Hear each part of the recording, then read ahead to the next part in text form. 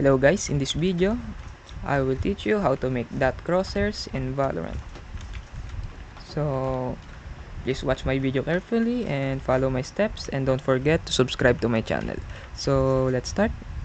Go to settings, go to crosshair, go to primary, and you will see here all the crosshair settings. So, this is the very simple dot crosshair settings.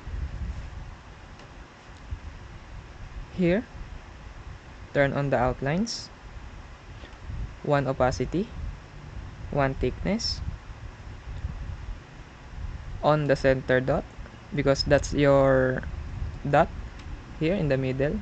You will see here 1 opacity, 1 thickness, turn off inner lines options, off the outer lines, and adjust the size of your dot crosshair. Then close settings, and you have a dot crosshair now. And if you want to edit, just go back to your crosshair settings, and that's all. Thank you for watching, guys. Don't forget to subscribe to my channel. Thank you.